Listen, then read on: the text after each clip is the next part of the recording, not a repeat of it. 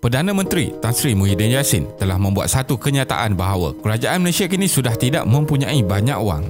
Ini kerana terlalu banyak wang yang sudah dibelanjakan pada tahun lepas dan tahun ini, merangkumi pakej stimulus atau pakej rangsangan bernilai RM340 bilion dan RM322 bilion untuk belanjawan negara. Jumlah perbelanjaan yang melebihi RM600 bilion ini menyebabkan kerajaan sudah tidak mempunyai wang simpanan yang cukup seperti sebelum ini. Tambahan lagi, pakej rangsangan yang paling baru diumumkan pada 22 Mac 2021 di bawah Pelan Pemerkasa menelan belanja sebanyak RM20 bilion. Jadi, dalam video kali ini, kita akan melihat situasi ekonomi negara Malaysia sehinggakan kerajaan tidak mempunyai wang yang cukup. Teruskan menonton. Impak COVID-19. Pandemik COVID-19 yang bermula pada tahun 2020 telah memberi impak besar terutamanya bagi golongan isi rumah yang sangat terdedah dengan impak kejatuhan ekonomi. Jabatan Perangkaan Malaysia membuat penilaian pendapatan garis kemiskinan PGK nasional yang baru adalah sekitar RM2,208 berbanding RM980 yang diguna pakai sejak tahun 2005. Pengenalan had baru ini menjadikan jumlah isi rumah yang tergolong dalam kategori miskin bertambah kepada sekitar 405,441 berbanding hanya 16,653 orang jika menggunakan nilai sebelum ini. Golongan B40 iaitu 40% terbawah isi rumah sangat terkesan dengan kenaikan kos sara hidup disertai dengan pelbagai tanggungan kewangan. Lebih banyak subsidi dan bantuan perlu disampaikan kepada golongan yang terkesan ini. Sekarang ini, haluan ekonomi Malaysia terpaksa bergantung kepada langkah-langkah yang dibuat oleh kerajaan, terutamanya dalam membantu sektor ekonomi swasta kerana pandemik COVID-19 telah memberi kesan kepada penurunan jumlah ekspor dan juga pelaburan dari luar. Bebanan hutang negara. Pada suku keempat tahun 2020, Kementerian Kewangan melaporkan bahawa hutang negara adalah sekitar RM879.6 bilion iaitu 62.2% jika dari nilai KDNK pada tahun 2020. Jumlah keseluruhan bagi hutang dan liability yang ditanggung oleh kerajaan ialah sekitar RM1.23 trilion iaitu 87.3% dari nilai KDNK. Selain itu, hutang negara bertambah dengan keperluan tambahan bagi bantuan untuk pakej rangsangan COVID-19 dan pelan pemulihan. Kerajaan Malaysia sudah membelanjakan sebanyak RM340 bilion untuk pakej rangsangan dan RM322 bilion pula ditetapkan bagi bajet tahun 2021. Tetapi realitinya, sesebuah negara tidak akan muflis selagi mampu membayar hutang mengikut waktu ditetapkan. Kerajaan juga telah menaikkan nilai had hutang dari 55% kepada 60% dari KDNK pada Ogos 2020 dalam arti langkah-langkah sementara bagi pembiayaan kerajaan penyakit coronavirus 2019. Peningkatan nilai had hutang membolehkan kerajaan membelanjakan lebih banyak wang untuk pemulihan ekonomi. Kementerian Kewangan akan mengambil langkah-langkah untuk memperbaiki sistem cukai dan mengurangkan kebocoran dalam perbelanjaan negara serta perlu meluaskan sumber hasil keuntungan negara selain dari kebergantungan kepada komoditi semata-mata. Ini akan banyak membantu kelestarian dalam situasi fizikal negara untuk jangka masa panjang. Defisit fiskal. Menurut Menteri Kewangan juga, defisit fiskal berbanding KDNK kekal tinggi pada tahap 6% pada tahun ini, sama seperti tahun 2020. Defisit fiskal berlaku apabila perbelanjaan kerajaan lebih besar berbanding dengan pendapatan yang diperolehi dan dinilai dalam peratusan berbanding KDNK.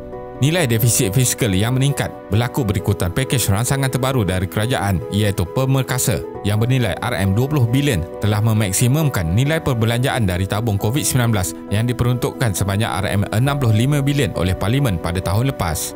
Disebabkan itu, nilai defisit fiskal meningkat dari sasaran asal 5.4% kepada 6.0%. Bantuan dari kerajaan ini adalah penting untuk memastikan ekonomi lokal serta usaha membantu rakyat terus rancak di waktu wabak pandemik yang melanda ini.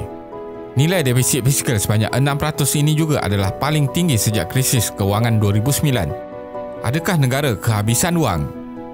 Badan Penyelidikan untuk Kemajuan Sosial menyatakan kenyataan dibuat bahawa kerajaan sudah tidak mempunyai wang itu tidak sepatutnya dibuat dan boleh merisaukan rakyat. Ini kerana kenyataan ini terlalu umum seolah-olah boleh mencampurkan beban fiskal iaitu perbelanjaan kerajaan dengan polisi wang di dalam tabungan negara yang diuruskan oleh bank negara.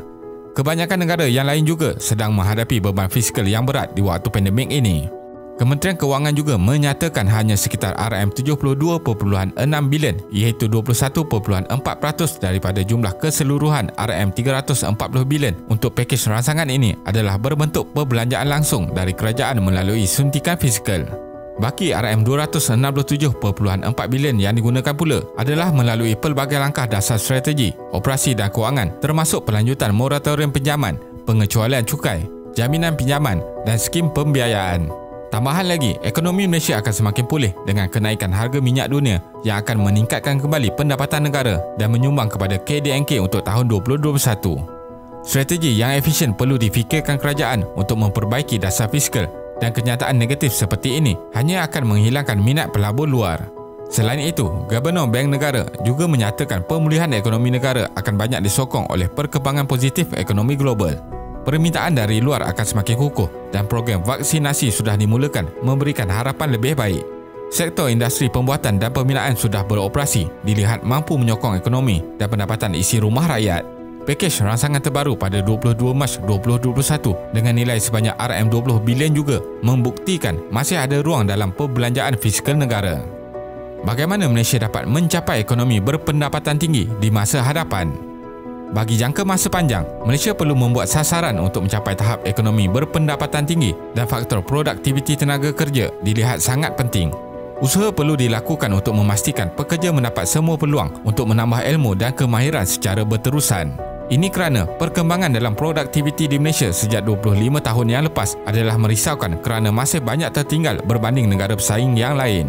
Menurut data dari Bank Dunia mengenai Human Capital Index yang dibuat pada tahun 2018, Malaysia berada di tangga ke-55 dari 157 buah negara dengan nilai 0.62.